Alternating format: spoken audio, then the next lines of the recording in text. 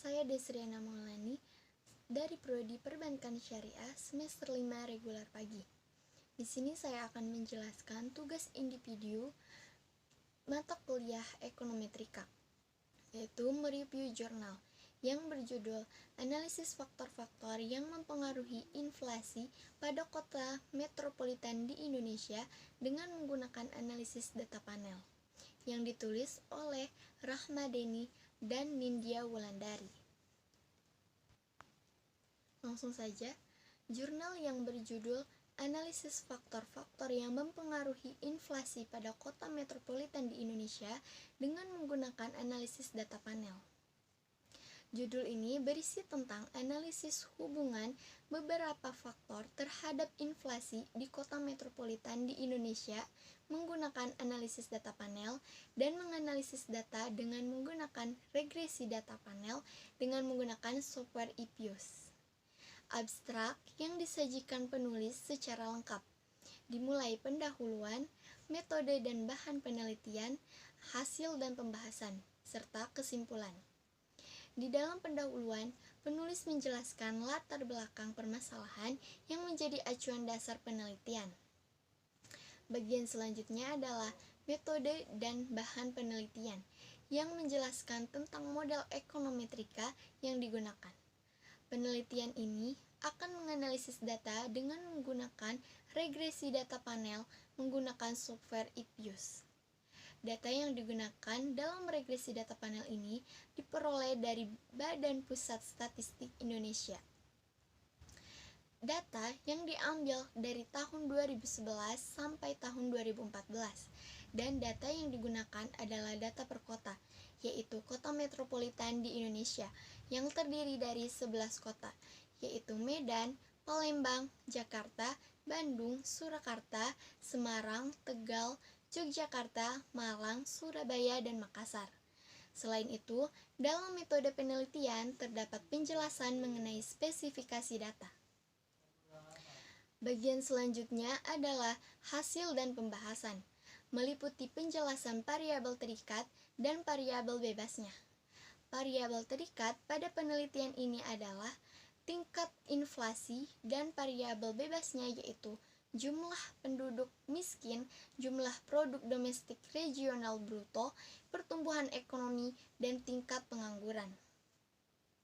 Dalam bagian hasil dan pembahasan, dijelaskan tentang tahapan analisis regresi data panel menggunakan software IPIUS. Dimulai dari menentukan pendugaan estimasi parameter pada regresi data panel, yaitu Common Effect Model, Fixed Effect Model, dan Random Effect Model. Setelah itu, pemilihan model terbaik menggunakan uji Chow dan uji Holzman.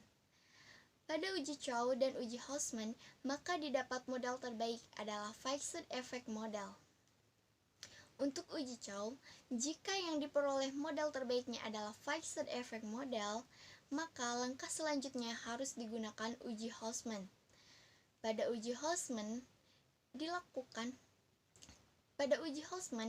jika model terbaiknya adalah Fixed Effect Model, maka langkah selanjutnya harus dilakukan pengujian asumsi klasik. Uji asumsi klasik diantaranya normalitas, multikolinearitas, heteroskedastisitas, otokorelasi. Berdasarkan uji normalitas, dengan menggunakan uji Jar-Cuebera, pada hasil uji GB yang telah diperoleh terbukti bahwa GB kurang dari X tabel, maka H0 diterima. Artinya, data error terdistribusi secara normal. Selain menggunakan nilai GB, pada uji Jar-Cuebera juga bisa membandingkan nilai alfa dengan probabilitasnya.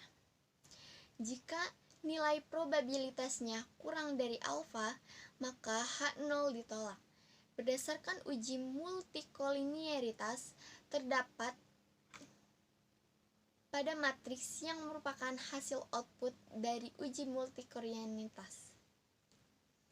Cara melihat adanya multikolinearitas yaitu dengan nilai R yang terdapat pada matriks tersebut dapat dilihat bahwa nilai R yang dihasilkan tidak lebih dari 0,8, maka dapat disimpulkan bahwa tidak terdapat multikolinearitas antara variabel-variabel independennya.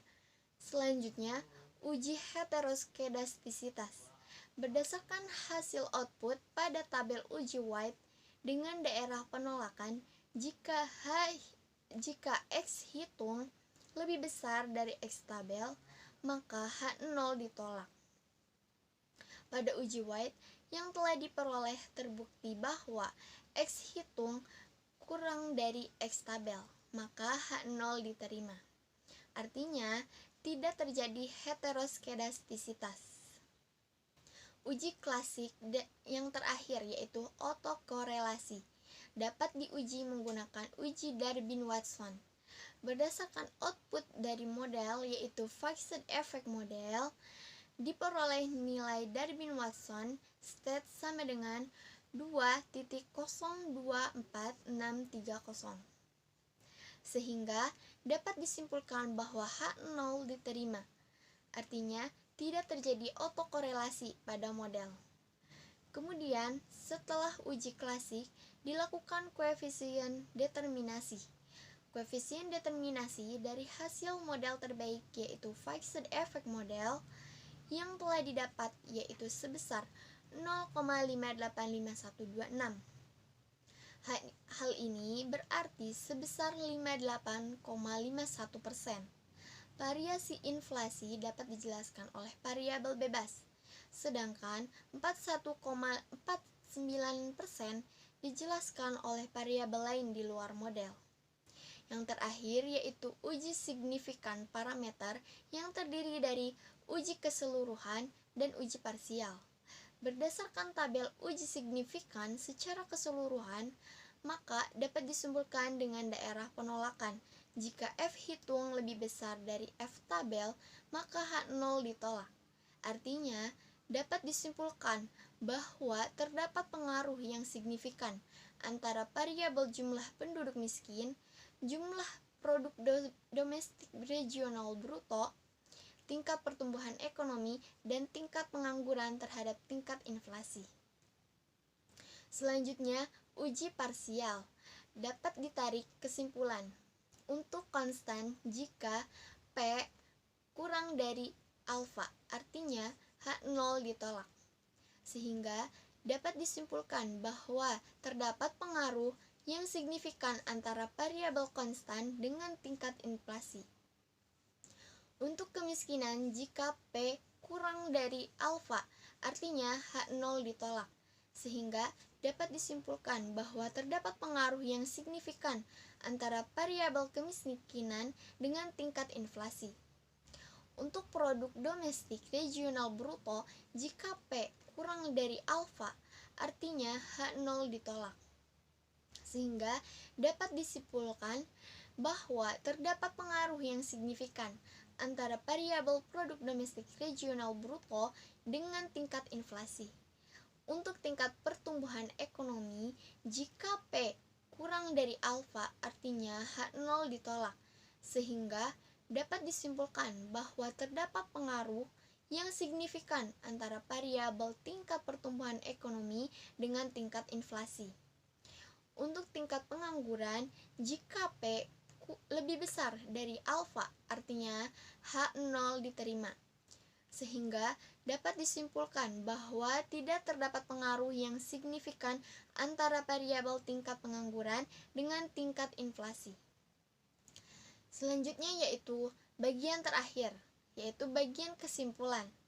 Bagian yang menjelaskan tentang hasil analisis regresi data panel yang diperoleh model terbaiknya. Terima kasih. Wassalamualaikum warahmatullahi wabarakatuh.